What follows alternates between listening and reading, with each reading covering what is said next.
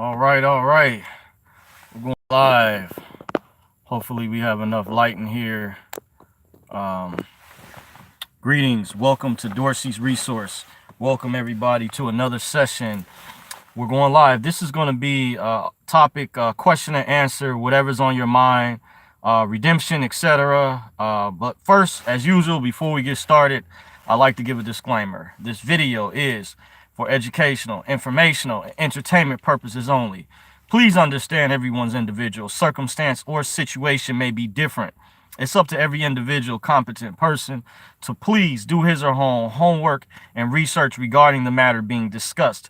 This information is not to be construed as legal advice. In the event you feel you need to seek a competent professional, it is encouraged that you do so at one's own leisure. Dorsey's Resource Channel is not liable or responsible for any misuse of this information. With that being said, everyone is responsible for their own affairs. These are simply my opinions. All rights are reserved. Now, let's go. See if I can get some more light in here. By the way, thank you for joining. I see someone in the chat that just joined. Ava Chosen says, greetings, Dorsey. Greetings to you. Thank you for joining, Ava. See Chris in the chat says, peace and love to all. Okay, thank you for joining, Chris. Now, I wanted to let everyone know I'm still here. As usual, Camilla Barnes says, greetings to you, Camilla. Fox Chick 2017 says, greetings to you. Thank you all for joining. Welcome so far. Awesome. So I'm trying to see if I can get better lighting. That looks like that'll help out better. I've just turned the dome light on. As usual, I wanted to let you all know I'm still here. I wanted to take questions. I wanted to do this earlier, but as usual, I am on a graveyard shift just to let you guys know what's going on. I like to be transparent to my subscribers, people out there who have questions. I always say when I do these open Q&As, whatever's on your mind, this is the best time to reach me. Lately, instead of email, I've been doing some other things. As of course I mentioned in a couple of previous videos, I've been attending a separate class learning redemption information. By the way, I gotta turn this down. Just when I think, but I've been studying information. I brought this book again with me. This book is still, last time I checked, it is still on Amazon. What it showed is not a lot of copies left. By the way, this particular version is out of print. They have an updated version of this book. It's called Operating Sovereign, Live Free, Stay Free. These people, they also have a website I forgot to mention as well, called www.sovereignconnection.com, and then they have another website posted on the back, if you all can see, www.sovereignfiling.com. By the way, I think I called up this place in Oregon. They had partnered with some years ago just to get clarification. I don't see their info on this particular book, but there was previous versions within this series where they had, I guess, like some type of partnership, and the guy out there told me they're no longer. I think the people who did like the redemption manual, I guess, had worked with these people that had produced this book behind the scenes. By the way, this is an actual paperback book. I want to let you guys know, with my experience being a veteran, for those out there who may be unaware, there are resources, there are books out there, similar to many years ago. We just had Cracking the Code redemption manual, but this is a whole separate series you can look at. By the way, they do sell it on Amazon.com as well as these websites. I would do a Yahoo or Google search as well if you want to gather more information. They didn't ask me to do this on a side note or to promote, so I'm just letting you guys know, empowering information as I normally do, high-powered information, giving you all free information, resources. That's how I do research, by the way. So just giving you all a heads up. See a few more people in the chat. This is also open Q&A session, whatever's on your mind. I see Money Boy in the building. Money Boy in the building, fam. What's up, family? We got Chris again, says, which Cracking the Code would you say hits the hardest with the information? I would have to say part 3. By the way, I think they did a part 4, but I'm not sure. I know I had like a part 2. I used to hear there was like a part 2.5. I had part 2 and 3. You also might be able to find the PDF download or free download online of that book. And with some of these books, the reason I'm showing these, by the way, some of the templates that you guys or people out there are looking for might actually be in some of these books, like people who are looking for older templates of UCC financing statements, other types of administrative processes. They may actually have templates on different topics. Like, not only, I think this book has some as well, just skimming through. By the way, yeah, it does. How to do certain things. This book was an excellent book that I know from some years ago when a particular guru that came out, I won't say the name. I don't want to make it seem like, I appreciated his information at the time, but it looked like that this information that he went over came from this book. Now, I don't know the exact year this book was released. I want to say 2012. I did look last time, and I don't really have the time to look in the glossary, but Amazon might tell you. I did meet the guy that did this book, by the way. He actually sent me the updated version for free because he found out that I had done a video, and we somehow forget how we got in touch. He may have left a message on one of my videos, by the way, and we connected from there. And I spoke to him for a while. I met him just one time, just over the phone. So he thanked me, and as a result, he sent me a free version. Some years back, I think 2017, July of 2017, and he told me that they were no longer going to be. This version was going to be going out of print, but the newer version of this book, if you haven't looked, has more pages in it. And just to kind of go over some of the subjects, chapters in here, this was an excellent book to start off with. Someone advanced in the movement, I noticed, had a lot of information. This in here, I won't spoil it for you all, but you can look it up on Amazon. What I love about Amazon, when I look for different books on there and different types of series, they will let you preview the books, by the way. They will allow you to preview these books, and that's cool. Like, if you go in, you click on the icon, they'll allow you to scroll in, and you can look at the table of contents and actually see what the chapters may be about. Now, it cuts off because they don't want to spoil everything, but some of the things it goes over, the Social Security number, it goes over that form I was already familiar with the Social Security Administration. I just saw it in here earlier because I know one of the numbers. I actually, some years ago, I got to a certain point where I had to, it was a tough decision, and I decided not to. They have the NUMIDIT number. It's important. If you're looking at, I won't go into all the details. If you're looking at doing something, there's an application with the Social Security Administration. And one of the most important things that you need is the NUMIDIT number, which is tied in with the original contract when you're most likely when your mother or your parents applied for that for you sometime after you were born, by the way. So it talks about says revocation of passports, has some information. It has some information about the Social Security Act in here. I think this book was even an advanced version, by the way, in my opinion. I don't think this was necessarily for beginners. They do have some books in the they have a version of the Redemption series, by the way. Just to go over, I'm going to get back to the chat, by the way. Looks like I see a few more people chimed in. That's it. Request for withdrawal of application.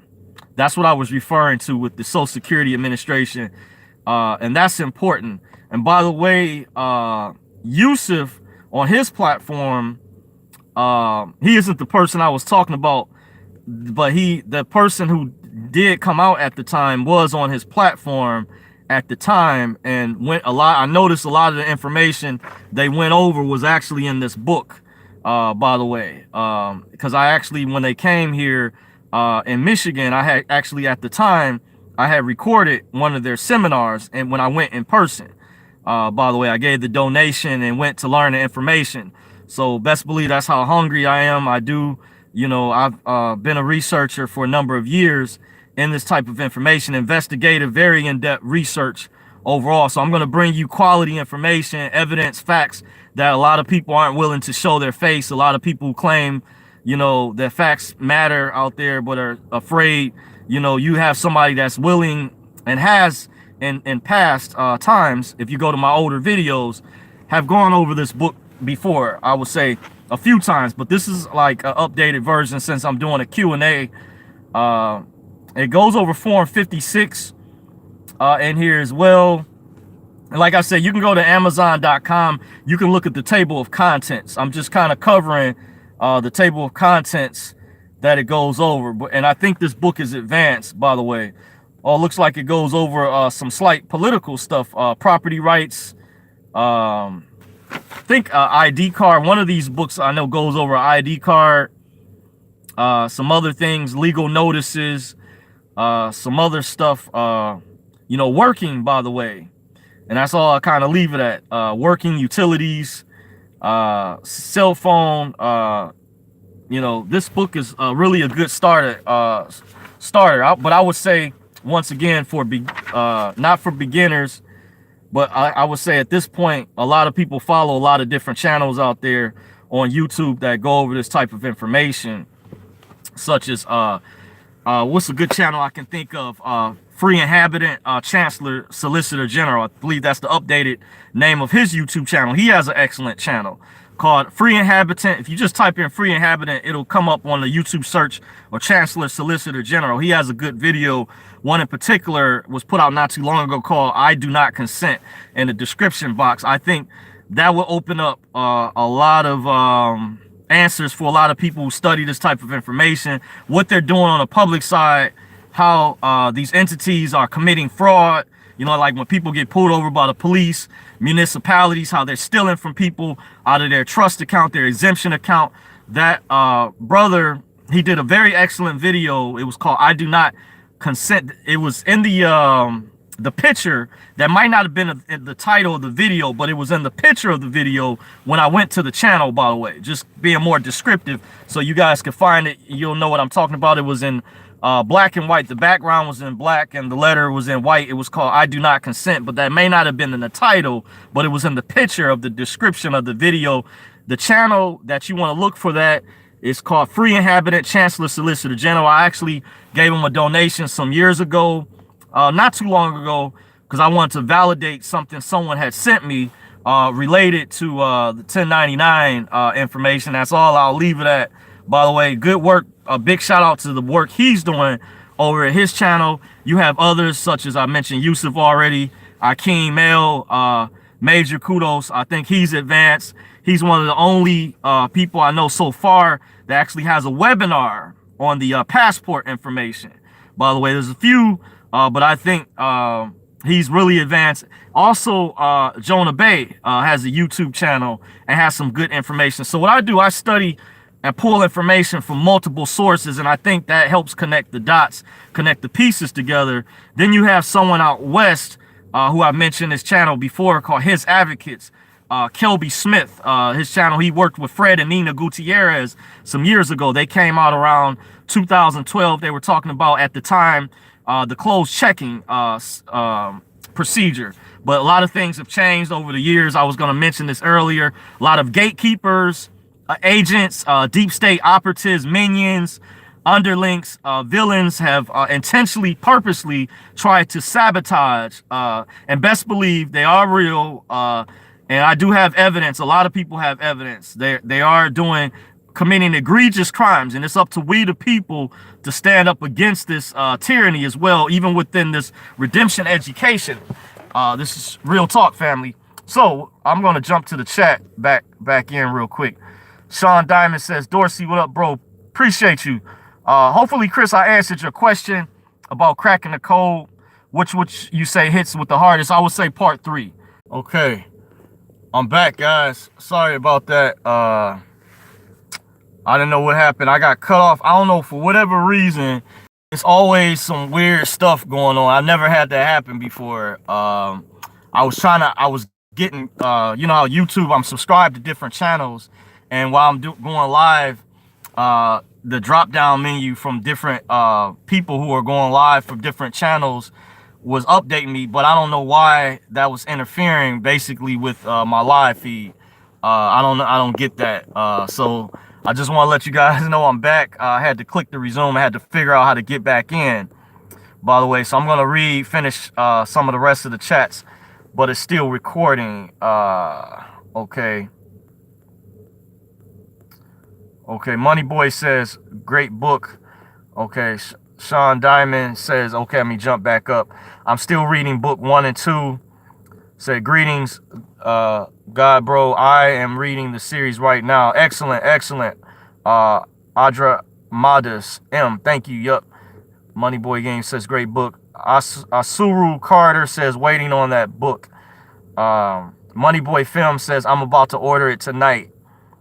Chris Ledford says, ever read The Great American Adventure by Judge Dale? I haven't, but Judge Dale, a class that I was attending, by the way, at the Southfield Library in Michigan, this elder that I know was having some classes. I would go every now and then. I wasn't like officially part of his group, but every now and then I would go there to get updated information from the people that they studied privately or whatever. That's how I actually used to learn. I learned about this information years ago. I used to attend private meetings before you had like YouTube and social media. It wasn't as easy to find this type of information. It was through word of mouth, by the way.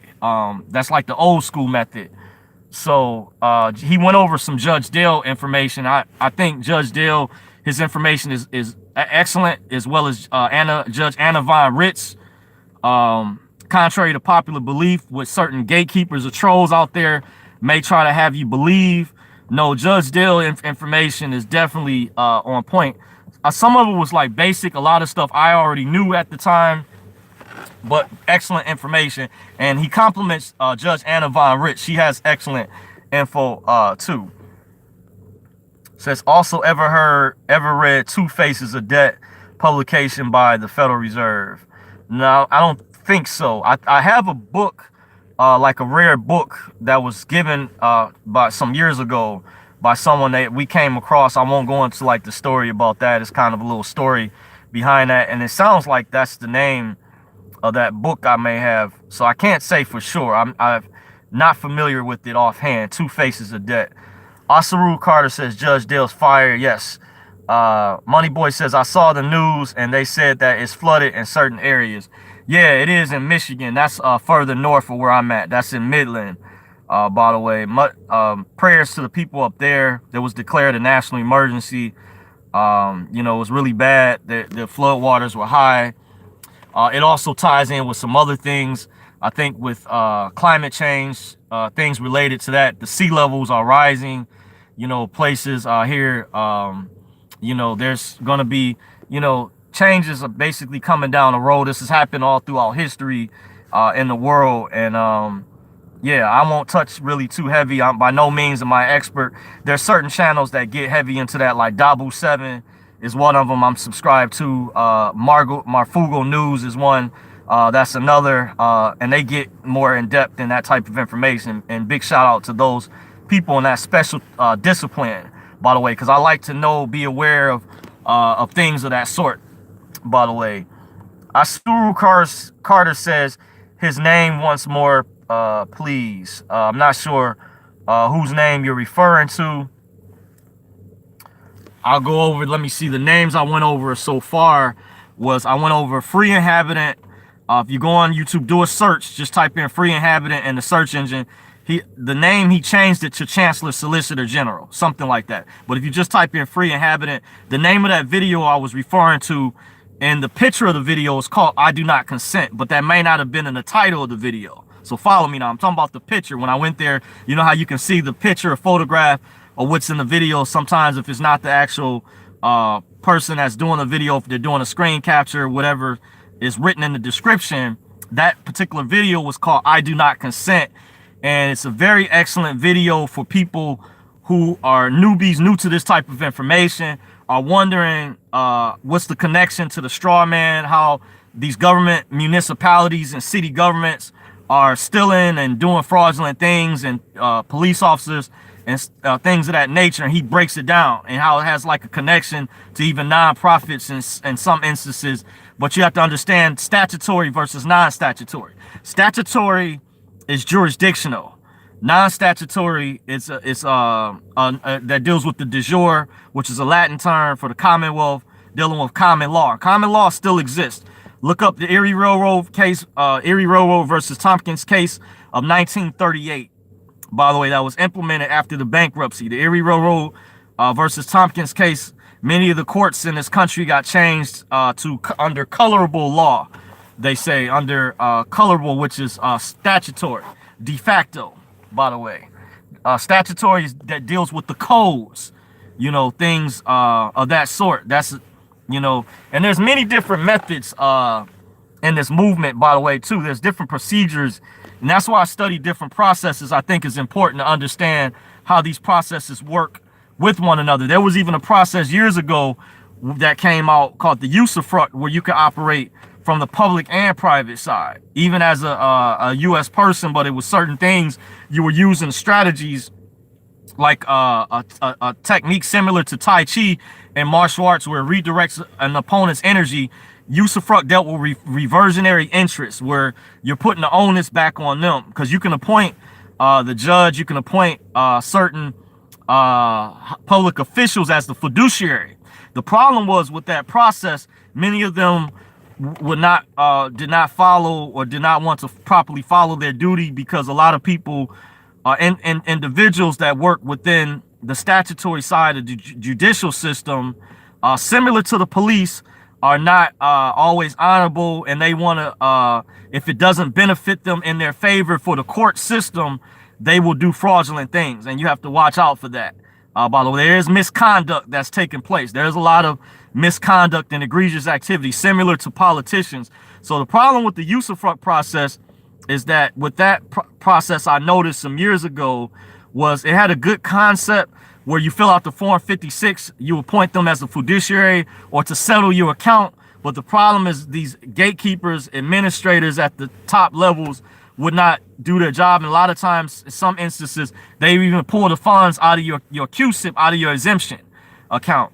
By the way, there was a story that was told when I was attending the Pastor Tony King seminars some years ago, when we were doing the wizard forms with the DTC, the Depository Trust and Clearing Corporation.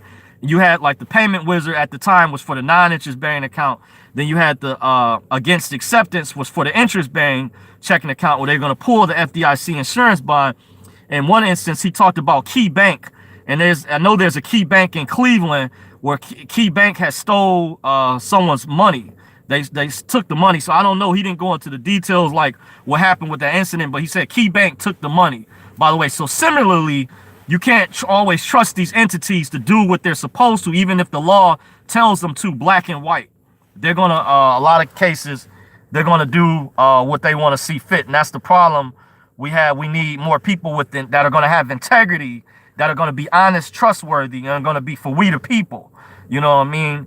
So hopefully I clarified that. Chris Leffert says David Windmiller is fired too, bro. Yes, absolutely, no doubt. And rest in peace, son. I heard he passed away. By the way, Chris Leffert says Yusuf L put on a recent SSN video out. Yes, that's correct. And that was tied in. That's why I showed this information. But I noticed someone else who came out when I had recorded them at their seminar, by the way, in Michigan. A lot of what they talked about was in this this book right here. You can order. There's an updated version. The updated version on Amazon just has more pages. I believe it has all of this info, maybe some slight updated and stuff, but it's pretty much the same, you know. But I like this version. To me, it's condensed, by the way. But the newer version isn't bad. I have that version too, by the way. So, you know, and it also talks about in here. Hold it up, the WBN form. Hold it up to the camera, well, so you guys can see. And saying page 180, it starts. So, yeah, so I'm gonna get back to the chat real quick. Stay Bound says peace and blessings to you. Stay Bound, thank you for joining, appreciate you. Chris Ledford says basic principle In math, a minus must be there to state a negative number. Why does car insurance, for example, tell people a positive instead, showing you how much credit they use?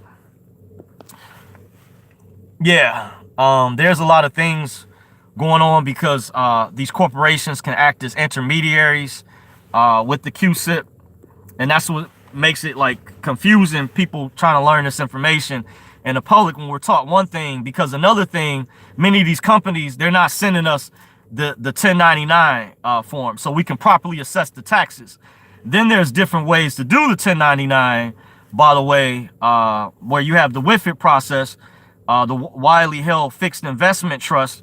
And then I know from big shout out to Free Inhabitant, his channel, Chancellor Solicitor General, he had a process where he showed another thing. If you go to his YouTube channel, he showed the evidence, and he's been out for a while. His videos has the date that's listed, where he shows how and I know he used the 1099 process because I sent the donation to him some years ago. I can't remember which year exactly, and it's a different method, by the way, to assess the tax dealing with the 1099s. I just haven't gotten around to it because of this type of schedule that I have in the past. In the year 2016, I actually worked 55 days straight in one stint. I'm on a graveyard shift, which has been really rough. I've gotten older throughout the years. People don't understand, how rough it is. I try my level best sometimes. I haven't given up, but I'm on 6 days a week. I'm trying to see if I can have my schedule reduced down to 5. Some people were telling me it should be at 5 according to state law, by the way, but it's because my particular shift doesn't maybe reach the full 8 hours, but still, some people I spoke to were telling me nobody else I see on the schedule is doing 6 days a week. I'm the only one listed at 6 days. So it's mighty funny. It's like, I can't say for sure. Like, it seemed like they target certain people or whatever, you know what I'm saying? Makes you kind of wonder. Sometimes when you're trying to gain your freedom and fight, to show you how ruthless, how wicked these gatekeepers and, these entities, corporations, they're not sending the 1099 so you can properly assess the tax. And this is thievery. This is stealing. And then they're claiming you're incompetent. But if you weren't aware at all, how did you even know? And then you're not finding out how to fill out the coupon, that the remittance that you're getting from the bill, which is a voucher, by the way. You're supposed to be able to do a trade acceptance, which is similar to acceptance for value, A for V process. And there were methods that I saw that worked years ago. And one entity I do know, the Secretary of Treasury in Washington, D.C., 1500 Pennsylvania Avenue, where a lot of people sent negotiable instruments in years past. I did see with my own eyes, this is not hearsay, something that I actually saw that worked. I helped a former girlfriend of mine some years ago use an instrument that was like older technology, I would call it, in the movement. It was a template, and it was like, it would say bond at the top. You were supposed to send it registered mail. The way I showed her how to do it, I didn't do it the same way. The way I showed her, we followed everything to the T. She sent the registered mail, which we read at the time that those numbers were issued by the U.S. Treasury, by the way.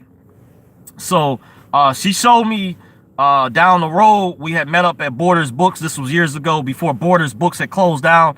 They no longer are open. They were a brick and mortar bookstore, just like Barnes and Noble. And she showed me at the time in Dearborn, Michigan, where they had removed some things from her credit report that the instrument had gone through. And she introduced me to her half sister a year or two later. I had met at a church one time that came to a particular meeting, because our meetings used to move around when we used to meet in person. There was a church we met at, and her sister showed me where they removed her student loan. She got a letter from them showing it had been discharged, that they honored the negotiable instrument, by the way. So I have seen things that have worked. And then I had a friend some years ago, a few years back, not a long time ago, who moved down south. He used to live in Michigan. He's now down south. I won't say which state, but he showed me where he did the paperwork for his niece who's in college, and showed me after he discharged it, they even offered her another loan. He used a process similar to what Yusuf teaches, secure party creditor process. So to prove, I've seen different things from my experience work throughout the years, by the way. And I haven't gotten around, because it takes a lot of planning and then doing this paperwork. If your clerical skills are not up to par, you need to have good clerical skills doing this paperwork. Some people like to be very professional. That's like having paperwork typed up. You want to be tech savvy with using a computer, printer, things of that sort. That's other ways how the cabal slows us down, how they get us with little stuff like that. They don't like to make things simple for you. Like those 1099 forms, those have to be ordered from the IRS, from what I understand, because they're going to be ran through a special machine. I've heard stories in the past, people who've done them electronically. You got to know what you're doing or you can get locked up or whatever. You might have to have certain credentials like being a CPA. So you have to read in between the lines because this information is unconventional, by the way. That's why I encourage everyone to do their research and why I give a disclaimer to cover myself and make sure others are aware you are responsible for your own commercial affairs, by the way. Everyone who feels that they're competent to utilize these methods. So next comment, Gene Keating explains, yes, that's another heavy hitter in the movement. I always forget about Gene Keating. He's done a lot of good research. Guys that I met in the prison some years ago, I used to work at an apartment building some years ago. I actually had a neighbor that even grew up in the neighborhood on the west side of Detroit that I grew up on who spent time in prison, who told me Gene Keating's name was circulating within the prison system. A lot of guys that, you know, unfortunately, when they get locked up, they start learning this information. And I heard they learn at the libraries, but nowadays, because there's more censorship and these gatekeepers who censor people on YouTube, such as people putting out high-powered information or stuff that doesn't fit the narrative. I heard in the prison system, they're now censoring the prisoners where they're not allowing them to go to the libraries as much to study, to learn this type of information, by the way, which is horrible, you know, despicable. But that shows you the lengths that they're going to try to keep people dumbed down and suppressed, because a lot of people, brothers, were getting their freedom and learning, you know, things that they may not have taken serious when they still had their freedom, but they were learning. And Yusuf, by the way, with big kudos to, has told his story in the past, what he had to go through. A lot of times I commend people who went to prison, you know, they put in work and did a lot of research, and I understand the research and work that they put in, like studying definitions, terminology, studying case law, things of that sort, by the way. So I'm gonna get back to the chat. Money Boy's Film says facts. Chris Leverett says, check out Corey P. Smith, also did talk shows with Yusuf L. Okay. I'm not sure who Corey is. If you're still watching, Chris, if you can get some more information about who Corey P. Smith is, that'll be awesome, by the way. Asura Carter, forgive me if I'm mispronouncing your name, says, yes, free inhabitants, thanks. Okay, you looked it up. Kudos to you. Yes, updated the name of his channel to Chancellor Solicitor General. And I would download, another thing, I would find a software to download YouTube videos while you have a chance, because what they're going to try to do with all this censorship, guys, is down the road you can expect. They've already been blacklisting people, removing channels, especially related to the COVID stuff. Dr. Judy Mikovits, her videos, Dr. Shiva, the guy, Dr. Butter, he's done some good videos. I haven't watched Dr. Rashid Butter. I think that's how you say his name. And there was 2 doctors in California, by the way. They're removing videos. So you want to make sure you can find the software to download this, so you have this information archived, so you have the evidence, so you can always come back. And another thing I also recommend is try to get on other platforms like BitChute. Go to BitChute, go to band.video, Brighteon.com. Look up Brighteon. That's Mike Adams, the Health Ranger. And he may be filing suit against Facebook. I heard Facebook was trying to put pressure on Brighteon because some of these platforms don't censor you like YouTube and other platforms and Twitter and Facebook is doing. So you want to get on other platforms, because we don't want, we the people, to show you it's a lot of people on these other platforms. So don't believe just because YouTube is the biggest video platform in the world doesn't mean that they have to be the most dominant, because some of these other platforms have a multitude of people, and best believe a lot of people who've been removed or banned information they don't want you seeing. they're now on these other platforms, by the way. So just kind of giving you a heads up, they're gonna mention the real information overall. By the way, that's why I'm going over, and that's where you're gonna be able to find this information if they, even if they decide to just for no reason at all, just remove my videos or, you know, whoever. And they're doing this, they've already done it before, just shut down whole channels without no strikes at all. You know what I mean? Just boom. And that happened to Mike Adams, the Health Ranger, some years ago. He was actually banned before Alex Jones was, by the way. They just took his whole channel down. They did it to Dr. Corsi as well, Dr. Jerome Corsi. They did his channel. He fought to have his channel come back. There's a lot of people, I say, follow them. These people have your back overall, even if you don't agree with their political views. I'm gonna tell you, these people are patriots. These people are honorable people. The cabal, people that work for evil, they're a lot of times they're pretending to put on a good face, and they're some of the main ones that are behind this corrupt banking system, even with holding up the dinars and the reset. By the way, don't trust the deep state cabal people, none of them. I'm telling you, I promise you, they're not on the side of we the people, people who are poor, who are commoners. Yeah, they known for giving a lot of handouts, but they also behind the scenes, they're trying to sabotage other things, and they have done this, by the way. So just a heads up, you know, the patriots are more so on your side than you think, no matter what. I think people, they get too caught up in the politics. I myself, I'm not a registered voter. So, but coming from a nonpartisan perspective, I'm just reporting on the real information that I know, that I've seen firsthand, by the way. Chris Ledford says, 2 Faces of Debt is like part 2 free money from Money Mechanics. Yes, I went over money mechanics in the past. I did a video on money mechanics where I talked about fractional reserve banking. How if you study what fractional reserve banking is, it goes over how the banks can loan up to 90% of what you have on deposit. Some people say 100%. So say if you have, for example, say if you have $10,000 on deposit at Chase, Bank of America, Huntington, SunTrust, Fifth Third Bank, etc. Whatever bank, Wachovia, whatever bank out there, they can loan up to $90,000. Some people say 100. So all of the depositors, that's how they steal their par value. They're fractionalizing. It also deals with fractionalization, and they even will take old checks. The banks used to send. Elder was telling me this. You know those paychecks, not paychecks, but personal checks you write off your account that you will order.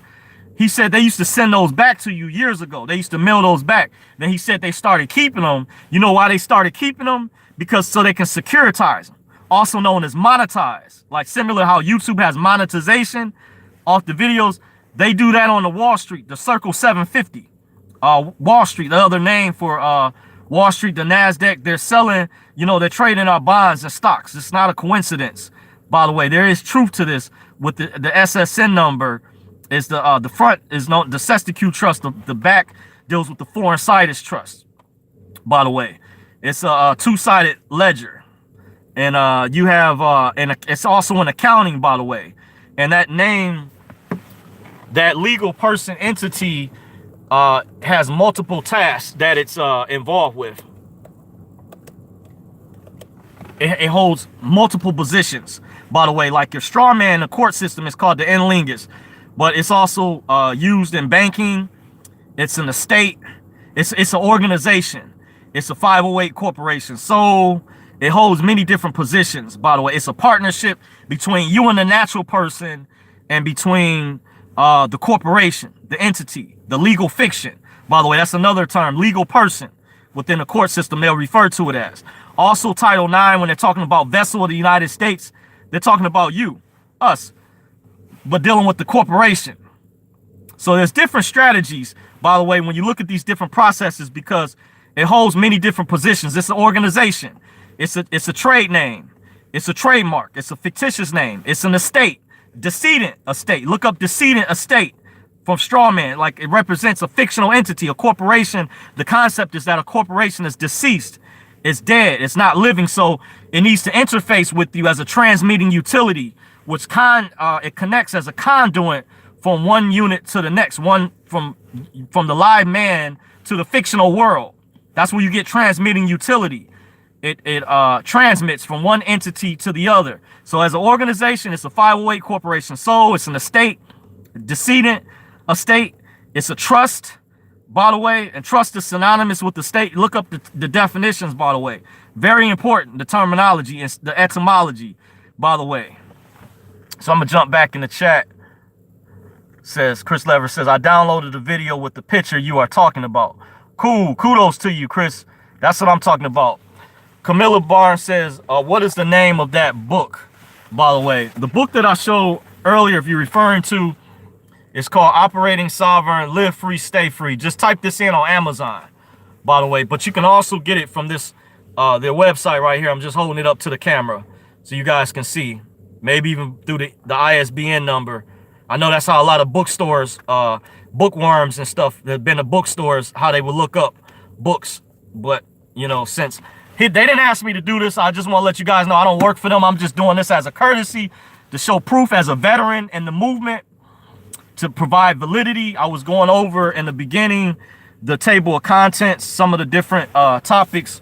This talks about like the Form 56, the revocation form, dealing with the SSN, talks about quit claim deeds, terminations of contracts, different administrative processes, by the way. But this is the name, and there's other books in the series. I think this is more advanced. They updated this particular version, by the way. The guy, when he found out that I had did a video some time ago, he had sent me on the house for free, which I appreciate. I called him Guy, by the way. He sent me the updated version of this book. But they have the redemption manual. They have a book called Operating Secure. And I meant to bring, I'll maybe do a follow-up video down the road where I'll go over, like I'm doing this book again, the other books in the series, because I have practically all the other books. There was only one in a series I didn't get, by the way. So let me scroll up. Oh, looks like a lot of people jumped in the chat, by the way. Okay, Cracking the Code or Living Sovereign. Chris Ledford says, they're all good. If you even look up, if you can still find Cracking the Code, by the way, on Amazon or eBay, that book was going for, at one time, like over 1,000. There's people hungry for this information, by the way. Like, I met a guy years ago who went to my college. I met him through a friend of mine. He was from New York, by the way. He was a party promoter. He dealt with promoting parties. His name was Anton, to show validity. Whenever I mention real names, that's to show validity. When I went to Davenport University, the Dearborn campus, I had visited back up there some years ago after I graduated with one of my friends that I had met. He introduced me, and Anton, I let him borrow. I had Cracking the Code too, by the way. And he knew the magnitude, how powerful that book was, by the way. And I had to you know, get it back to him. I think he made copies, but I told him it was cool if he wanted to make copies of it at the time. But they made a part 3. That was an updated version, part 3, that had the promissory note in there. It was like one of the early versions of the promissory note. But that information is still good, by the way. Andromeda says, you got this. Chris says, they like maritime law because it makes money, colorable money. Yes, fractional reserve banking is also where they can pull money out of thin air, by the way. Like, we have to keep in mind these Federal Reserve notes that we carry in our pocket, these ducats, by the way. Notice it says Federal Reserve note. This is copywritten too, by the way. People don't think about this. Is not money. Legally, it's a current currency that we use. It's United States because we put faith in it, but it's fiat, by the way. It's Federal Reserve notes. It's copywritten, owned by the federal, controlled by the Federal Reserve. If you look at a $20 bill, it says Federal Reserve note. You know, by the way, I've given like breakdowns before, by the way, dealing with the currency. You know, there's symbolisms and stuff on here. Like, this is the out of the Bank of New York. That's what this B stands for. The serial number is based off of, you know, your QSIP from the back of your social. New babies that are being born, they take out a bond with the, with the Federal Reserve. They pledge you as collateral. It's a process that goes through the Department of Commerce after your local Department of Vital Statistics. The hospital has so many days to turn it over to your state Department of Vital Statistics, your local vital statistics, then to the state register's office. Then from there it goes to, I believe, Washington, D.C. Then the Federal Reserve takes out a loan. They pledge us as collateral. We're the collateral. Print up a bond. Then they register at the DTC, where it eventually makes its way to the Depository Trust and Clearing Corporation in room 666. I was told either in the basement. I heard it was room 666. That's where they were holding the birth certificates, if they were still there. That was when I had attended the Pastor Tony King seminar some years ago. I learned that information, by the way, because I have a good memory. He went over that. I think it was in one of the audios they recorded the seminars. There were people traveling around the country who were recording his seminars. He wouldn't allow his face to be recorded, but he would allow the audios to be recorded. So I believe that was on one of the seminars. A lot of people out there still had those audios out there, by the way. So that's where I got that information from, to show you where I'm referencing from. Chris says the Jedi mind trick. Christy Isaac says, hello, Dorsey. Greetings to you, Christy Isaacs. Thank you for joining. Appreciate you. Chris says, if you look at car insurance statement, it says coupon. Yeah, sometimes they put it right in your face. It's literally a coupon, but they should be sending us the 1099. You know, so we should be recouping the worth of FRNs, the fiat. And we're also not getting, when we work these jobs, another thing, the language is convoluted. My friend asked me, how is it possible, when I was explaining to him that it's a way you can redeem your paychecks or your direct deposit stubs. They're not paying us in lawful money, lawful currency. Because matter of fact, I don't know why I should putting this back in my pocket. You know, the older notes would say redeem in lawful money, by the way. And you know, lawful money is legal is gold and silver. I'm trying to think it's the Coinage Act. One of the laws states that no state shall make anything but gold and silver lawful tender of payment. That's where the real lawful money is at. And they removed it, but they had to provide a remedy. So there's a way people are redeeming their paychecks, by the way. If you still get a paycheck or even direct deposit, I was telling my friend this is possible, where they would file a 1040 at certain times during the year. They would assess the tax. This was a different process. And that guy's channel, by the way, was called, I'm trying to think of his name. I discovered a friend of mine sent me the email, Emilio. Look up Redeeming Lawful Money, and that comes from David Merrill. He was a Patriot guru, someone advanced from some years ago that taught this information. By the way, look up David Merrill's information.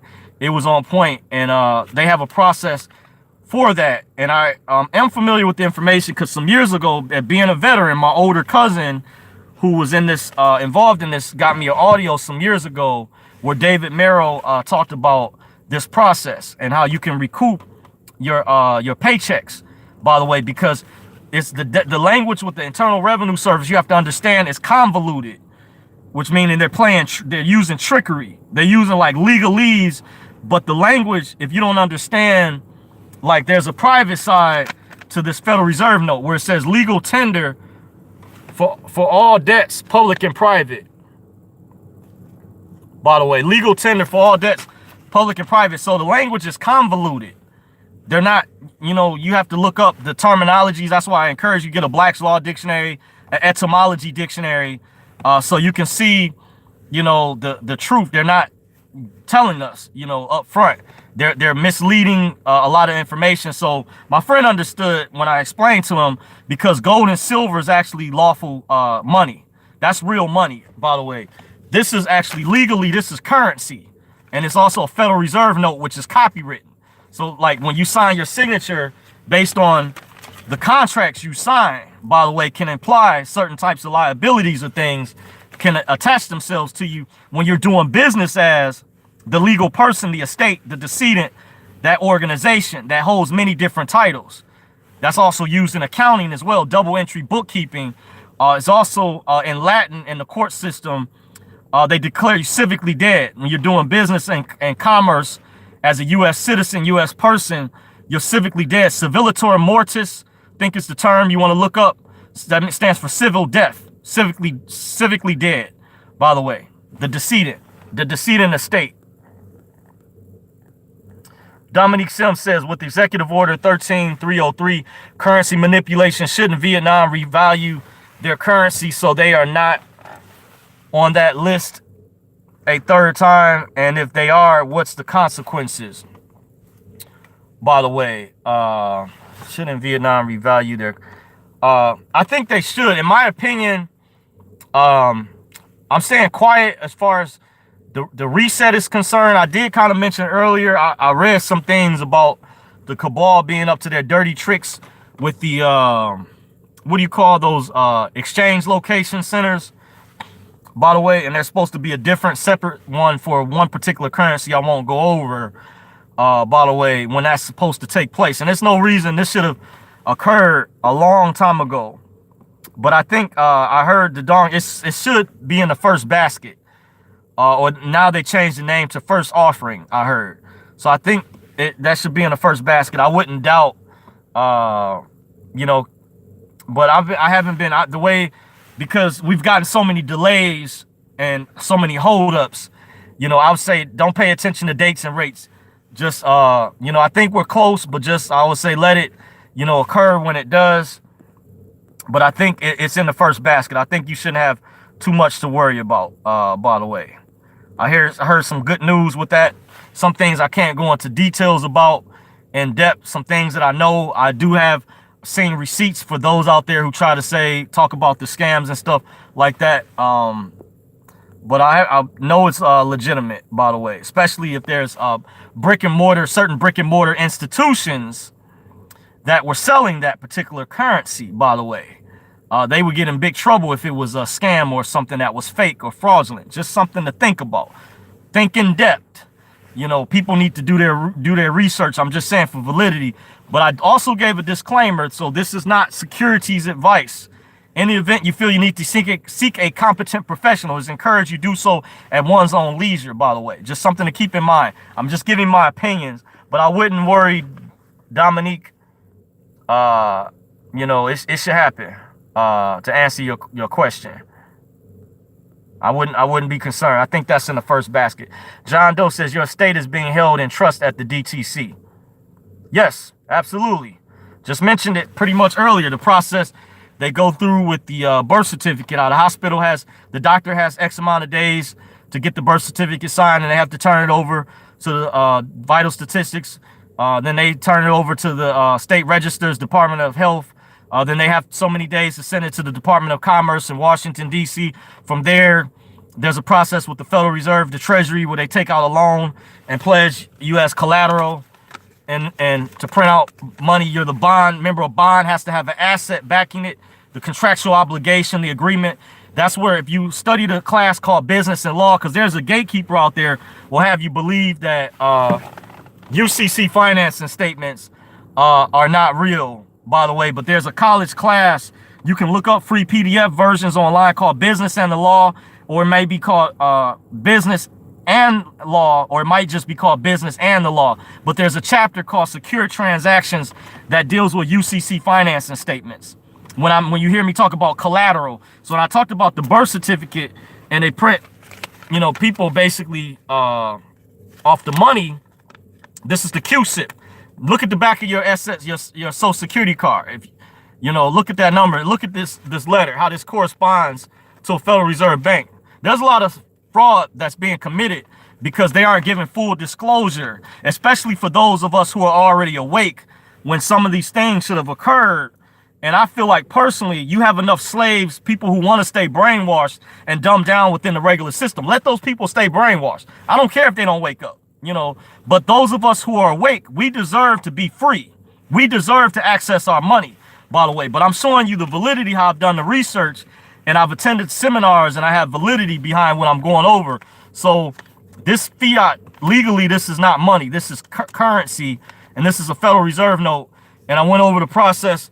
So the Department of sent to Washington, D.C. with the Federal Reserve, they take out create a bond and pledge U.S. collateral off the new babies being born. And this is the QSIP. Based off that collateral, then it goes to the, eventually there's a process or it goes to the Depository Trust and Clearing Corporation. And I heard they're held. Your original birth certificate, I heard, is held in room 666. Like, you can request a copy at your state registrar's office or your local county. I know for the city of Cleveland, you would go down to City Hall the last time I checked. For Michigan, I've heard it used to be Herman Kiefer. Then they had to start going to the state in Lansing to order it. Certain states, there's supposed to be 2 versions of your birth certificate as well. One version is the abstract copy, the microfiche copy, the book copy, where the other version is like basic information, you know, about your mother, father. State Bound says, how much money do you think the post office has? Yeah, I was watching a video today, the people that give updates about the stimulus check, and they said that the post office was due to run out of money in September. I actually read the article already, but I have no idea, by the way. And, you know, even pertaining to how the private side will operate versus the side that's taken over, by the way, because I was given information some years ago, the post office was federalized. There's a de jure side too. Like, I was listening to a call earlier today, like the difference between regular postal money orders versus international money orders. Wink, wink, you know. So I know about there's a private side pertaining to another jurisdiction. Even for somebody that I know used to work there, told me the difference between the federal employees, who was really federal and who really wasn't. By the way, there's kind of a trick they play with that. Says, or the IRS. How much money do you think the post office or the IRS has? That's a real good question. By the way, there's some things I can go into about the IRS, State Bound, if you're still watching. If you've ever heard of the individual master file, think that's what it was called. Not referring to the IMF, International Monetary Fund, but individual master file, where the IRS has information on U.S. citizens, U.S. persons.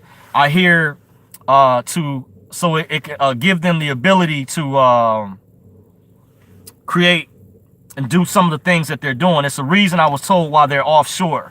By the way, I'm gonna speak to. Give me 1 second, guys. I'm gonna be back real quick.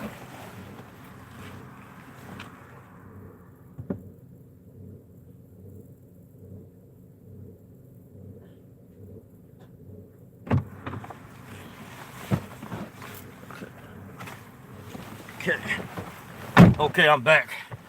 All right. So the IRS has something called, you could look up some years ago, people were able to do a search on it. It was called the individual master file. And there's a reason why I heard they're offshore, located in Puerto Rico, the Virgin Islands. By the way, that was done because in order to engage in some of the fraud that they've been engaging with behind the scenes that's been going on, they have a file where they've created fraudulent files on U.S. persons or corporations, where they would say this person doing business as this legal person is running a tobacco factory or running drugs or whatever. They have, and you have to, there's a way of code you have to get to decrypt this information. It's fraudulent, but they did this to get away with doing certain things behind people's back without them knowing. So it's real deep stuff about the IRS. You know, there was information documents some years ago on that. I would have to work out finding. I knew someone who had information about how to decode your individual master file, by the way. But there's things to work around that, you know, when changing one's status too, by the way. Straw man is a trust. 1041 gifting estates. Gifting estate form. Yep, dark matter. Touching on some powerful stuff. There's some people who know about that 1041. That's powerful right there. But I heard you got to know what you're doing. You can pull down funds, currency from that. The bonds are on the back of the card. Yes. All derivatives of the birth certificate. Yes. You're right, John Doe. Yes. The Social Security, that does have a connection to, definitely to the BC. What some people say bond certificate, also known as birth certificate, the SSN card, you know, and with the DTC paperwork, they were fractionalizing because you were selling back with the payment wizard form that form was used at the time that for the non-interest bearing account. The seller reference, you were selling the card back. The reason it was worth 3.5 billion at the minimum was you're selling the bond back. It's a form of a bond, a securities instrument. Whoa, we got something in here. Okay, get out of here. Oh boy, get out of here. Some moth inside. Oh, I gotta make sure my other. Okay, it's because I got that light. Yeah. So to get back to the chat, getting a little interference there. I'm not afraid to take them out. I don't play around. I don't get along with the mosquitoes, critters coming in. I'm gonna just roll the window up for the time being. So I'm gonna try to get to the rest of you guys' comment before I shut things down. I appreciate you guys for joining, by the way. This is Q&A, so whatever's on your mind while I'm here, you know, you guys are welcome to ask me, by the way. Get some more air in here. Pull that window down. Okay, I've heard people using the birth certificate as a bond or like a letter of credit, like Patrick Devine. Yes, Chris, you're right. You can do that. That's what people were also using their authentications. I heard the QSIPs based off their authentications they've done. By the way, because you have full faith and credit from that, which makes you a qualified institutional buyer because your BC is worth in the millions, or if not billions, when you fractionalize it, because things are worth more on the private side versus the public side, by the way. So yes, it's people, you can do that. You have to make sure you draw up the contract. The key is drawing up the contract to for validity, to have the evidence, the affidavit, and attaching it, and maybe doing an SEC registration or filing, maybe applying for a central index key will maybe give you more full-fledged authority, or filling out a form 10K, a 10K form. And you know, there's ways to assess the tax, but there's many different processes. So I don't want to limit you, but yeah, you can use it as a letter of credit. People were doing the same thing with their, once again, with their authentication, because you have full faith and credit. Once you get that authentication, you know, you're now a qualified institutional buyer, by the way. Thanks to John Mubay, went over that information some years ago when he did a webinar on creating negotiable instruments, by the way, a particular webinar, creating like cashier's checks. He was showing how you do them from scratch. You would order the paperwork and how you register it as a security, filing it on the UCC1 financing statement or UCC3 to list the collateral.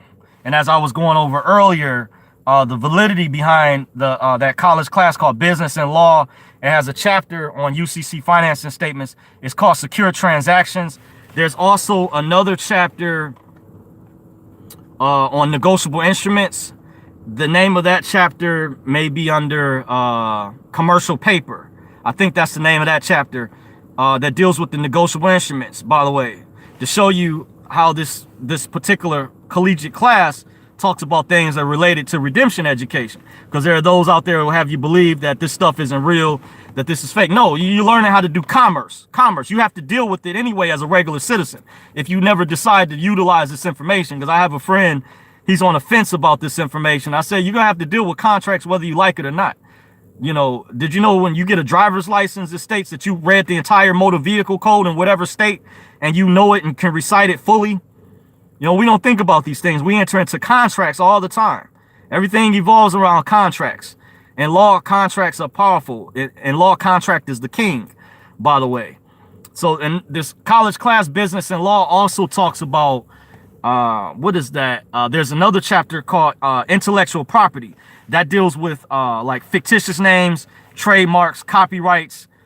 It speaks for itself. There's a chapter called Intellectual Property. So mighty funny, nobody else, not too many other people talked about this. I showed a previous book. I could have brought that book with me as well. It was like an older book, but you can look up PDF versions, which I also have, and it will help connect the pieces. So you see how studying a plethora of information has allowed me to be more advanced, being a veteran in the movement. You know, I can see, similar to basketball, I can see the court, I can see the schematic plays. Well, when I'm going against different teams or certain opponents, I can assess them from my experience, you know, studying these different processes throughout the years and seeing what's worked, what hasn't worked, the do's and don'ts, the trials and errors, you know. By the way, you got to go through, sometimes some people say you got to go through trials and tribulations, you know. So we got Darren Jackson. Welcome. It says, is a trust management bank the best way to go with all these large deposits?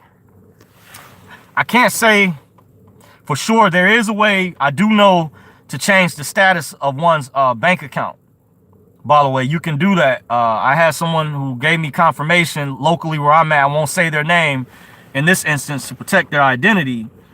But they had spoke to someone at a particular institution that said, yeah, you just have to bring the paperwork with you and they can change the status of that account.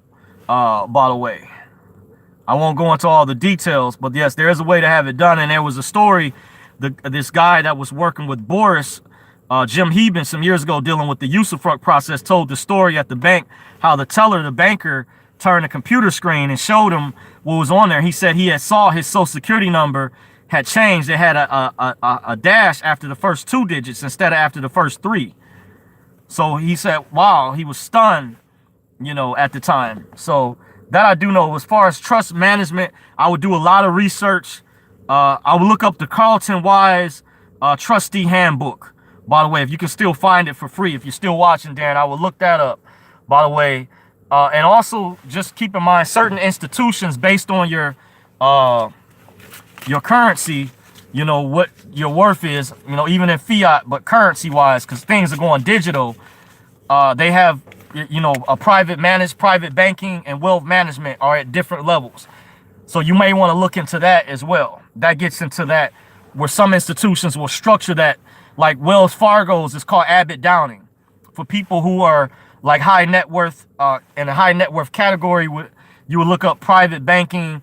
And then there may be other categories if you're at a higher net worth that will get into like wealth management. So you probably want to check into those as well when you're dealing with the large number of assets, and check CDARS as well. Because I heard the banks, when you have a large portion in there, since they're using still in your par value, CDARS allows for you to have multiple coverage for FDIC insurance, or to get at least get paid, compensated for your FDIC insurance being utilized when you have more than 250,000, say if you got millions in there or whatever. So you want to look into CDARS as well. Karen Cross says, kill the corporation kills government control of us. Well, it looks like she's probably saying us, maybe typo. Kill the corporation kills government control of us. That's what it sounds like. She meant us. Yes, I agree, Karen. Yep. We got to sever the ties. Everything's one strategy is tied in. A lot of things we do are tied in. Contracts, our signature. What is our status? Are we foreign? Did we go foreign? You know, are we still operating as on a statutory realm? Now, there's a way to operate on both sides, too, where you can be protected. I won't go into all those details other than before you actually fully do the status correction or properly changing your status and assessing the tax. There's ways to protect yourself and bulletproof oneself, referring to the do not detain list. That's why I recommend, a lot of people ask me, Dorsey, what's the first thing? What's the first step? What should I do? Get rid of that voter registration. If I don't say it once, and don't be an organ donor if you can afford it. If you don't have any major medical issues, don't be a registered voter, and don't be an organ donor. You know, there's certain contracts that are will help propel you, will help remove you, to sever the ties from that legal fiction, the analingus in the court terminology. This is what the straw man is referred to as. Another story of a woman who asked the judge if wards could enter. Judge said no. She asked them, how am I being prosecuted? They dismissed the case from her own testimony. Crazy, right? Yeah, sometimes if you ask a question, it puts them in a bind, because they don't want, in some instances, to incriminate themselves. Because remember, they have a court reporter. They're stating things on the record. That's why in many cases, but it depends on how you go in. You have to be careful going in through the statutory side. If you're going like foreign on the record, let the record show, because the court reporter and the judge, you know, if you've heard about a deposition, you know, like your testimony, that becomes sworn statements. That's why you have people can get in trouble for felony perjury. So sometimes judges and lawyers don't want to incriminate themselves, you know, with a person that knows what they're doing is going in there and asking the right questions or giving them like a novation.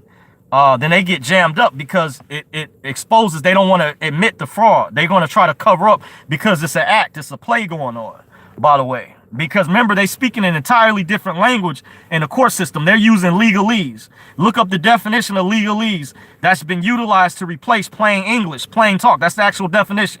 You go on Yahoo or Google search, type in legalese. That's what they use in the court system, by the way. It's been used to replace plain talk or plain English. That's why they have an advantage over us, and they purposely wanted to dumb the citizens down.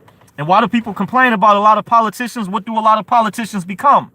Lawyers. They go in a legal profession, which means they could get really good at lying or twisting the truth. Because attorney, the etymology of a turn means to twist. You can look it up, a turn on you, to twist. You got to think. It's not just the police. It's in bed with the defense attorney and the courts. They all make money when the police can get arrests made. The courts get convictions. They want to get moolah, but actually for their end, currency. They want to get paid. So that's why in many instances, they're not going to be fair. What I kind of went over early, just to kind of help you connect those out there listening, to connect some pieces there. It says enter into contract. So I'll read this again. Another story of a woman who asked the judge if wards could enter. Judge said no. She asked, then how am I being prosecuted? They dismissed. Yeah, another thing, she cross-examined who was the injured. Could they produce the injured party? You know, Your Honor, is this a civil or criminal matter? Because if it's a civil matter, he has to show the contract. Where does the contract exist? Like, do you have a claim against me? Where's the claim at? The claimant. If it's civil, that's dealing with the contract. He has to produce that. If it's criminal, where's the injured party? Who got injured? Who got hurt? Because if it's civil, the state of Michigan, the state of Ohio, which is a political body, cannot be the witness, cannot appear. You know, if you cross-examine the state of Michigan, when they say the state of Michigan versus John Doe or versus Sally Doe, the state of Michigan or the state of Ohio or state of New Jersey, it cannot appear. Your Honor, the state of New Jersey, state of New York is a political body. It cannot appear, make an appearance. I'm referring, I operate under common law, which deals with the physical land. And Your Honor, Judge, by the way, who gave you permission to have that flag with the gold fringe in this courtroom? I'm turning this courtroom into a common law court, because what military official gave you permission to have that gold fringe in this courtroom, pursuant to Title 4 of the United States Codes? And I don't have to have a license to practice the law, by the way. In the state of Michigan, there's an actual code that deals with that. I don't have that offhand, but that was given to me some years ago. It's an actual statute, by the way. But you do have to be careful how you're entering into their jurisdictions, how you don't want to commingle. However, there's ways, if they're not always going to play by the rules or play fair, but sometimes they don't want to admit certain things while the lady might have gotten off, because they can incriminate themselves under perjury. Because if it's on the record, you have a court reporter that's going over. That's why sometimes they'll tell people to leave the room, or to just say, I'll hold recess to come back, because they don't want to wake up the rest of the slaves or gatekeepers in the courtroom. They want to keep them dumbed down and brainwashed. They don't want them waking up. I heard stories about certain strategies people use where they didn't understand, and then they let the person out. The person thought they were being taken away. The people watching saw the person being let out in handcuffs or whatever, and then the bailiff or whatever, they told to let them go or whatever, because but they didn't want everybody else in the courtroom to see it, by the way. So keep in mind, because they're under colorable law, de facto, and those are actual terms. You want to look up the Erie Railroad versus Tompkins case of 1938 that can validate the difference between when most of the courts went from common law to statutory law, and common law does still exist in a certain form, by the way, and even within the courts. You want to study the equity side. I'll just leave it at that. County received the birth certificate. It issued a certificate of birth. That's the receipt that proves the delivery, similar to a bill of lading. Yes, a warehouse receipt. Yes, the warehouse receipt. And you know, there was a concept years ago where the captain of the Port Authority had to provide for the ship called a certificate of manifest that had, similar to your driver's license, the color of your eyes, the weight, your height, the weight of the ship, the color of the ship. It's called a certificate of manifest for the Port Authority. It's where they get these concepts derived from. For those out there that say that these concepts don't come from anywhere, and a lot of these concepts go back to Roman law, ecclesiastical jurisdiction. This is where some of these concepts come from. Water law, how when the judge sits at a bench, which is also a bank, what flows through a river bank. We also call money currency. Currents flow through the river bank. Currents flowing, the flow of money, currents. Why you have certain courts called circuit court, what flows through our body, electricity, circuitry. But you also in courts, water or admiralty is military, a maritime is law of the sea. So that's why they call circuit courts. Judge sits from a bench, which is bench is also synonymous with bank. Judge sits from a bench. It's like a dock. So the captain of the ship years ago, similar where they get the concept for your birth certificate, warehouse receipt, it was called birthing. I get to learn this from Jordan Maxwell. That gets into etymology, it was called birthing. So the captain of the ship provided for the Port Authority a certificate of manifest. It was called birthing. So that was the ship's height, the weight, the color of the ship for the Port Authority. So the ship flowed in the river bank. You see? So you get currency, what's the flow of currents? So you guys get the concept. Water law, admiralty, maritime, where they combine both jurisdictions. Karen Cross says, glad to see you back. We don't see enough of you. Thank you. Appreciate you. Appreciate the comments. Thank you, Karen. Kudos to you. Oh, I'm going in. I'm getting it in, you guys. I normally don't go this long. John Doe says, let me see how many comments we have, because I'm going to have to get ready to wrap things up for time restraints. Looks like we got a lot of people in here. Wow. We got a lot of comments. So I scrolled all the way to the bottom. I'm going to jump back up. So far, glorify Yeshua will be the last comment that I'll acknowledge. Okay. I'll scroll back up. I'll scroll back up. That's the last call, guys. I got to get ready to head on out of here. But I appreciate you guys who are joining me tonight. Okay, I'm gonna scroll through really quick, get some air in here. It says it's also under Social Security, under Title 15, and that it is a certificate of interest. It says what many people fail to realize is that the failure to return equity when the county register received it comprises of a stipulation to the creation of a resulting trust. Yes, I'll read that again. What many people fail to realize is that the failure to return equity when the county register received it comprises a stipulation to the creation of a resulting trust. Yes, it's also a trust, a 508 corporation sole. It's an estate. Look up the definition of estate and trust. They're synonymous with each other. Okay. Chris Lever says 4K downloader, folks, is free. Okay, thank you, Chris, for that. Remember, download these videos while you can, as well as other channels, important information before YouTube tries to remove it. John Doe says, by definition, they are the trustees on the trust. They are holding the instrument. They are holding all the equity. That means that all of the public officials in total, not you. Fraudulently, what's happened is that there was a law that was passed. The Queen of England was tied in with it some years ago. I have a document. I can't remember which document it is. It dealt with foundations, but the corporations were giving power over people, which never should have happened.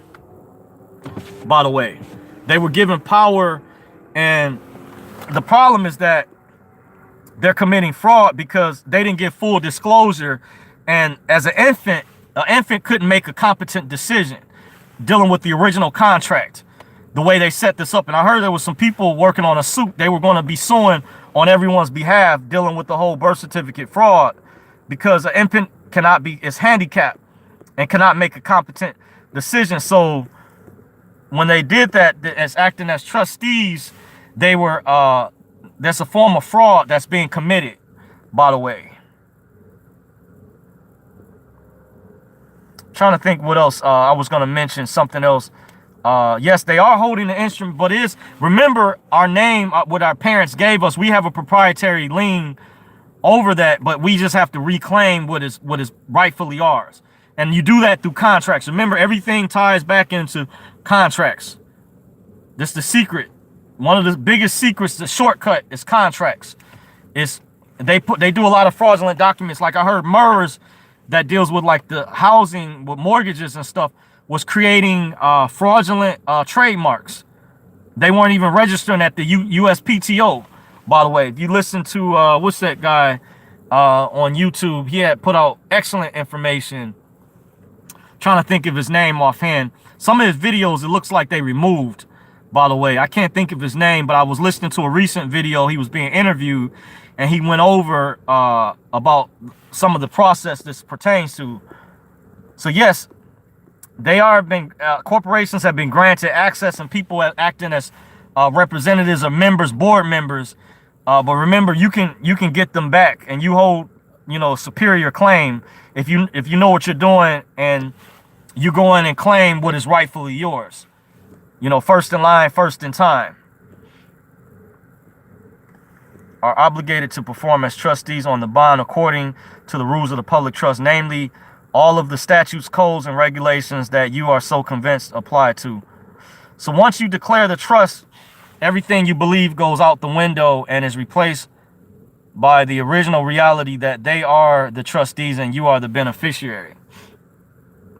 Okay, remember, keep in mind too, guys, there's different processes out there. There's different philosophies. So the reason I study different processes was to understand how different procedures apply to different methods. And not all, I would say, are necessarily created equal. But I remember one of the cheat sheets I learned that helped me out throughout the years is your John Hancock, the signature. Track everything that's connected. Driver's license, social security card, voter registration, marriage license, DD-214 papers, beautician license, barber license, bank accounts. Look over all these contracts. There's ways to work around them or dismantle them or lien them. Have the superior lien where you get paid first. It's different methods, like martial arts, different techniques, different styles, by the way. Money Boy Films, Jump Down says facts. Glorified Yeshua says redemption centers. Karen Cross says many places selling dong are sold out until 5/28. Good news. Thank you for that updated info. Like I said, I try not to focus. I've been forgetting about that. I don't look at dates and rates. Just let it happen when it happens. Because, but I did read some information that the cabal they had their hands in somehow. It's ridiculous. Because that's, like I said, I've already given my opinion about the reset, global currency reset, the dinars and stuff. Is ridiculous. That should have happened a long time ago. No country should take that long. A friend of mine I talked to the other day, he had been holding them much longer than me. He had been holding his since 2003. He was telling me how he had a conversation with a guy at Guitar Center some years ago in Southfield, Michigan, I believe. He knew about the dinars way back then. And, he's even agreed this never should have taken this long. It's ridiculous. But, hey, what can you do? So I forget about that. I don't even pay no mind to it. Chris Lever says, indeed, stock and Cochran's Law lexicon is family. Okay, I'm not familiar with, name sounds somewhat familiar. Indeed, stock and Cochran's Law lexicon is family. Okay. You want to explain that, Chris Lever, some more what you were meaning by that? Feel free when I scroll down. Money Boy says, I got the UCC financial statement. John Doe says, the asset is your equity. Yes, I agree. They're still getting our equity because we're not being paid in lawful currency. That's why the language with the IRS is convoluted. Mary Saunders says, hello, sir. Greetings to you, Mary. Thank you for joining. The Underrated Darkness says salute to all. Appreciate you. Thank you for joining. Money Boy Films says the underrated is in the building. Thank you guys for joining. State Bound says postal service is not the post office. Yes, there's two different sides. You know, I don't have all the notes, information. I am aware of that. I had someone who can explain very well. Someone I know that used to work for them, that used to attend private classes some years ago with me. By the way, we were learning this information because there's even ways to do certain things. I won't get into the contracts, how you fill out mailing info, by the way, or you're doing care of, or to make yourself foreign, or to take you out the zip code, or the in a different jurisdiction, legally wise. When I do like this with the pen, I mean it legally. There's ways to get out of that. There's different jurisdictions. IMF versus BMF. Underrated Darkness says thanks, Money Boy Films. State Bound says you need a Freedom of Information Act request to get it. That's a good tool that's used. So you guys know about the international the IRS master file. And oh yeah, you have the business master file too. I was wondering what BMF stood for. Was thinking okay, yeah, and you have the individual master file with the IRS, and you have the business master file. Yeah, so you guys are on top of it, on point. Some heavy hitters in the building. We got people, I don't have no problem giving credit where credit is due. We got some people more advanced than me in here. Kudos, I appreciate you all. You guys help me out. I need help too. You know, so I'm glad you guys, you brothers, people out there know about that. The IRS, I went over that earlier. You guys can go back over and watch the video where I went over that a little bit of how the IRS keeps the fraudulent data on every U.S. citizen so they can get away with some of the activities, fraud that they're committing behind the scenes, by the way. And you want to learn about that individual master file, and then they have a business master file where they might say, they may make up a file on a person and say you're trading weapons, you have a factory set up in your name in Puerto Rico or somewhere, and you're dealing drugs or whatever. They make up a fraudulent file. I was stunned when I found out about that. I was like, wow, this stuff is deep. You know, I have to maybe follow back up, but just some old information from years ago. A lot of us, when we used to go to attend these private classes, there was discussions about amongst a lot of people. So Stavon says you need a FOI request to get it. Yes, individual master file. The Underrated Darkness says, wow. Andrew Martin says, WWG1, WGA, the Q storm is here. All right. Where we go one, we go all. Q and I love Q. Thank you for joining. Andrew Martin, I love Q. Q in the building, fam. You know, Glorify Yeshua says, where we go one, we go all. I like that. Is that the tiger or the lion? Yeah, I like that. That's what's up. I love Q. I believe a lot of people think Q is it's not real. I've seen something that was reported on by another channel I follow down in Florida, and man, I mean, Q is phenomenal. Like my opinion, I believe Q is military intelligence or whatever. And I think some other things are tied in with it too, dealing with the computer people. That's all I kind of leave it at, and you know, different factions. But I think they're on the good side. You know, I had to try to wake, you know, a lot of my own people up. Unfortunately, you know, my own African Americans, black people where I live at, I've tried to wake up some of my own relatives, explain to them that Trump is not with the evil cabal. He's on a good side. It's the people like Hillary, Obama, Bush, the Clintons. There's a reason why they had a chance to declassify the Kennedy files, and Trump, you know, was the only president that came along and redacted some information. Still was redacted, but declassified that. He's going up against the deep state. He's cut funding from the WHO, World Health Organization, which the CDC, you know, they came up with this scandemic, this plandemic. It's a scam, this scandemic crap.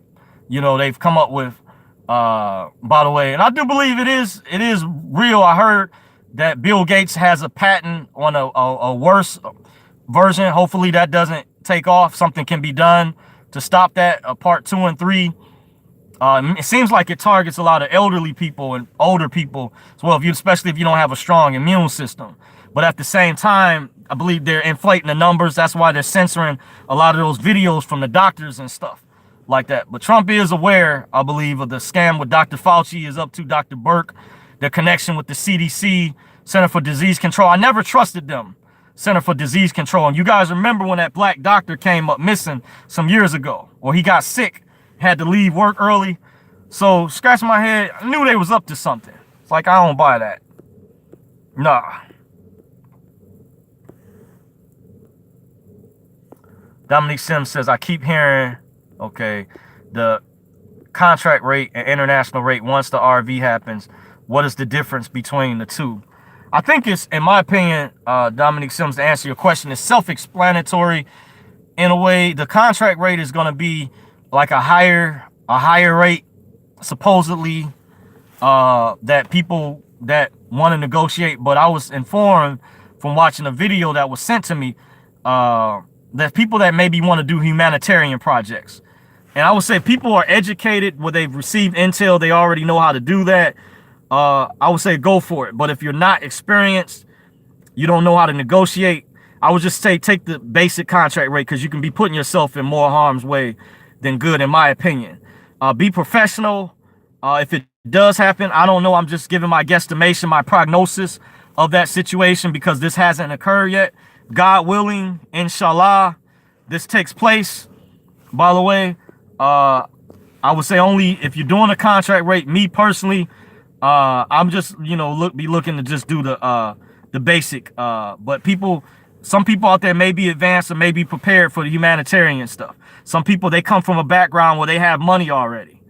I'm going to be looking at, of course, down the road, God willing, if I come into a lump sum of funds one day, I'm going to be looking at hiring lawyers, budgeting it, things, doing the right things with it, not squandering currency like a lot of people do that go bankrupt, people that win the lottery and just blow it overnight like that. No, that's not me. I have my mind focused that, I want to get structured properly.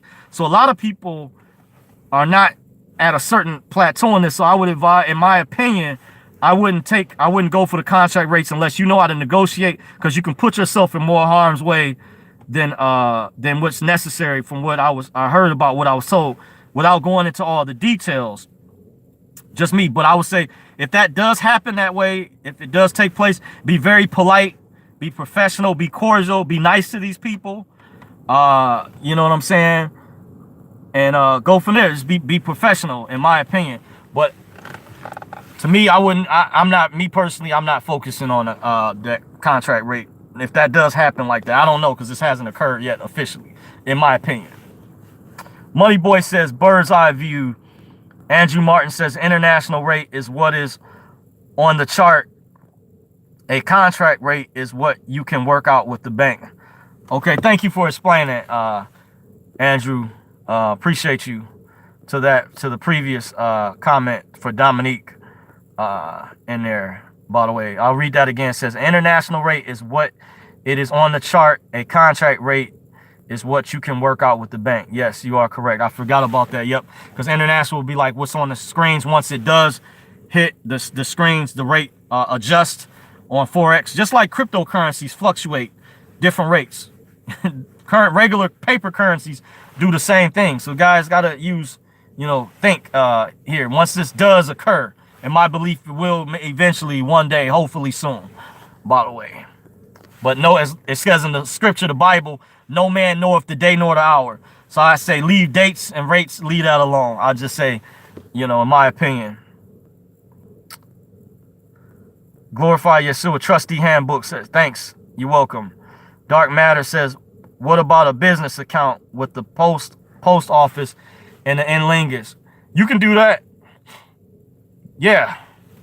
Seems like, that's part of the advanced procedure. Yeah, you're on point, Dark Matter, to answer your question. Darren Jackson says, thank you. Prayer symbol. Thank you to you as well. At Godspeed. Cedars, is that the correct spelling?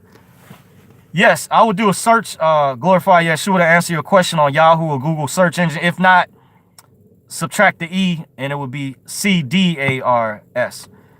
But just do a search on it. Type in Cedars Financial Institutions, or, you know, just Cedars and CDARS.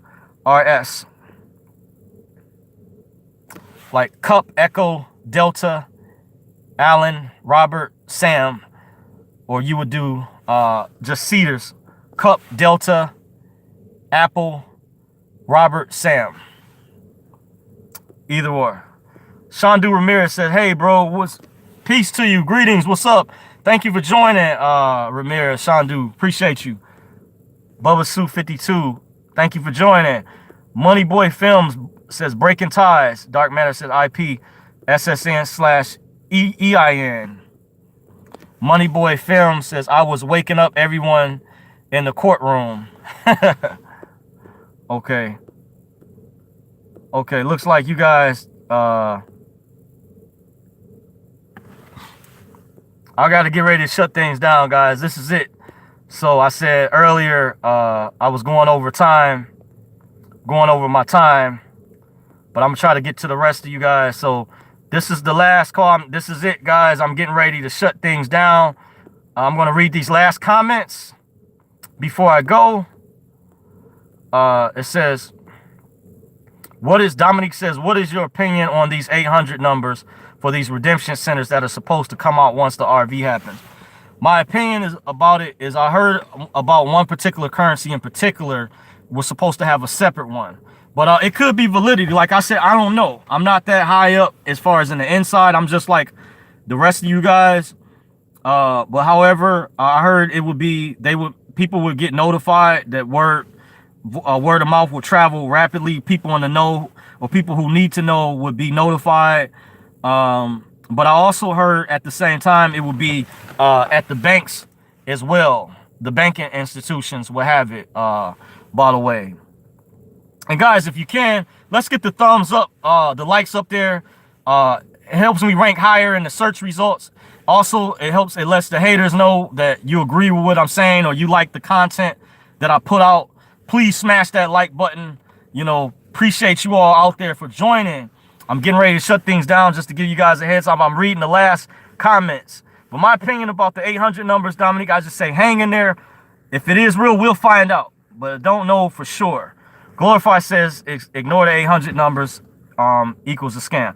I don't know. You know, like I said, you know, to be fair, balanced, we'll find out if it does happen. I do think this is real. I've seen receipts and have receipts to back up things with credible, reliable brick and mortar institutions that have dealt with foreign currency, by the way, and a couple different types of entities. And I believe, in my opinion, if it was a scam, they would have been shut down a long time ago.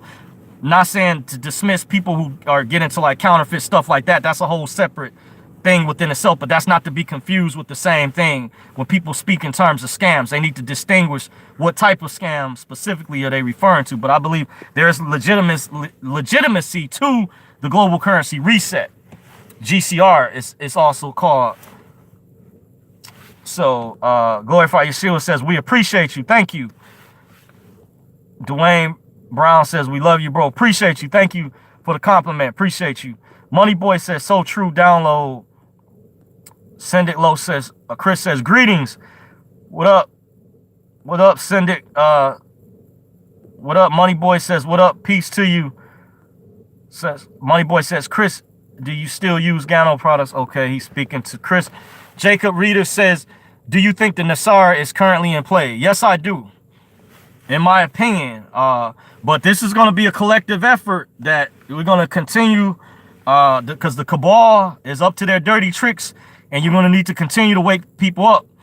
I think this COVID stuff, the videos that are being censored, I went over earlier. They're removing stuff from YouTube. Find a downloader.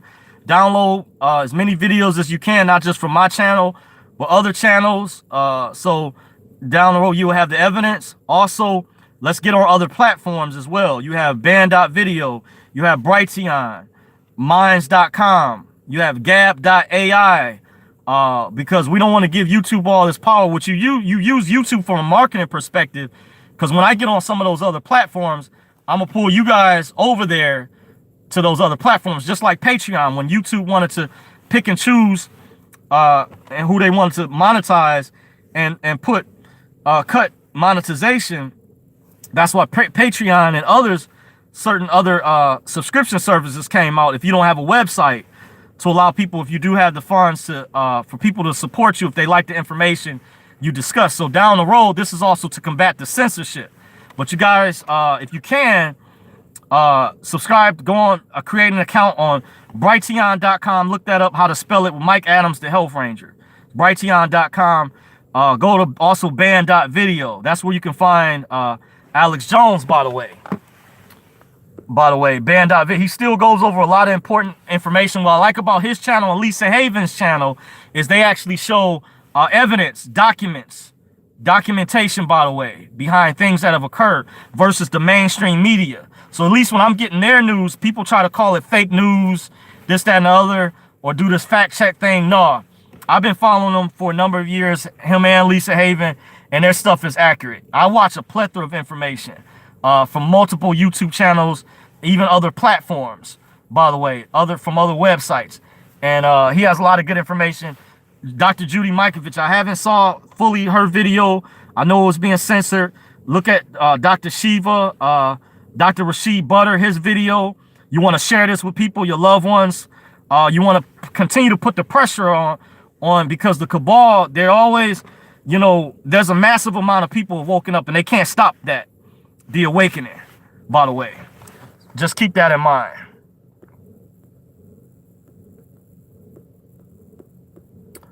Price hike without notification, not cool though.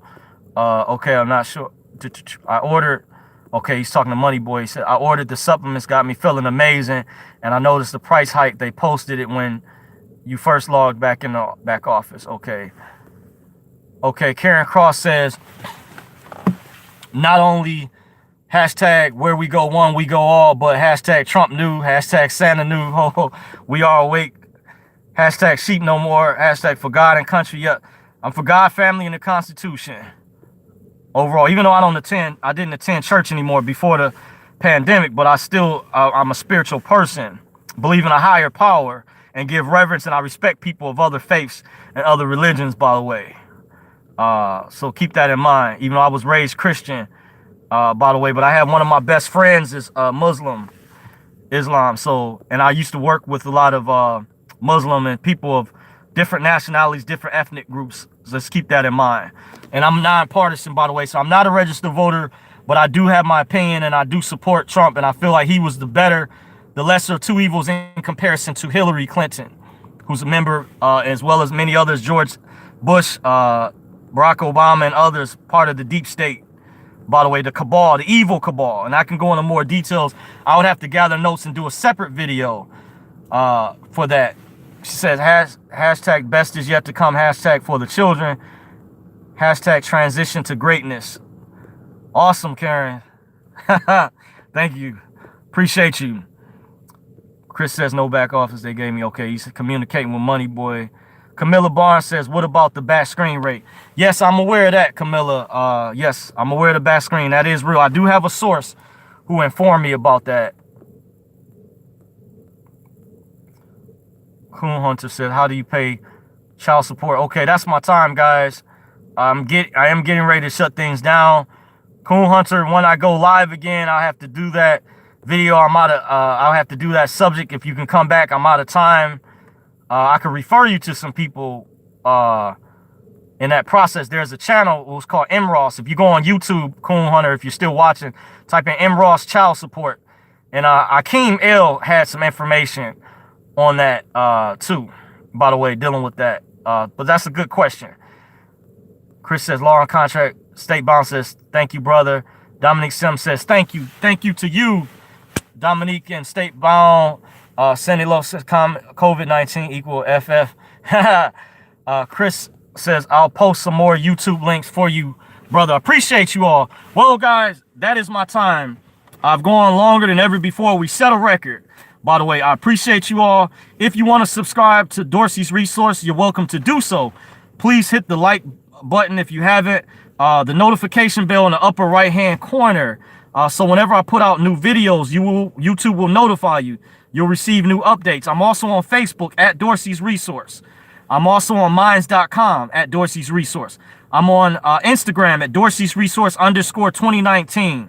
Dorsey's Resource, how I spell it on this channel, _2019 on Instagram. I'm also on Twitter, by the way. Big shout out to you guys on Twitter. Some of you guys still going hard, even though they're censoring on Twitter, by the way. Big shout out to Currency 365, who shared my videos in the past. Has an awesome following. The work he's doing. Big shout out to Money Boy. Also, I forgot Hellraiser. I did shout out channels in the past to the work that Hellraiser's doing. Akeem L, Jonah Bay, the heavy hitters in the movement, Yusufel, everybody holding it down that knows this information is real, factual.